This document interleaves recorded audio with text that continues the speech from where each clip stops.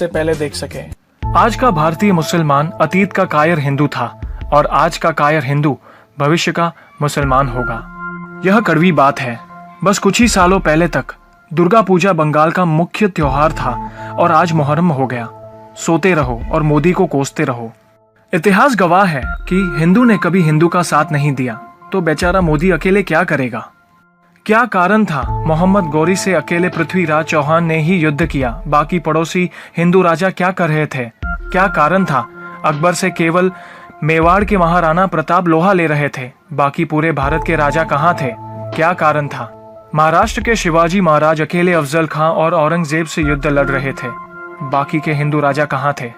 जब हिंदुओं की आपसी फूट और घमंड ने इन शूरवीर राजाओं को कभी एक मत और एक साथ नहीं होने दिया, तो बेचारे अकेले मोदी क्या कर लेंगे। सभी देशद्रोही मिलकर इसे भी गिरा देंगे। हमारा देश सैकड़ों हजारों साल से विदेशी आक्रमणों को झेल रहा है। कभी हम सनातनी पूरे विश्व में फैले थे। आज इसी आपसी फूट के कारण भारत में भी अस्तित्व की लड़ाई लड़ रहे हैं। ये आखिरी मौका है, फिर कोई नरेंद्र मोदी जैसा हिंदूवादी शासक नहीं मिलेगा। मन की हल्दी घाटी में राणा के भाले डोले हैं, यूं लगता है चीख चीख कर वीर शिवाजी बोले हैं। पुरखों का बलिदान घास की रोटी भी शर्मिंदा है, कटी जंग में सांगा की बोटी बोटी शर्मिंदा है। खुद अपनी पहचान मिटा दी कायर भूखे पेटों ने, टोपी जालीदार पहन ली हिंदुओं के बेटों ने।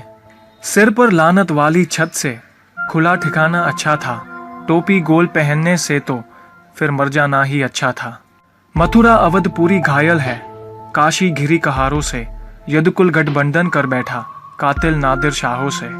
कुछ वोटों की खातिर लज्जा आई नहीं निठल्लों को, कड़ा कलावा और जनेऊ बेच दिया कठमुल्लों को।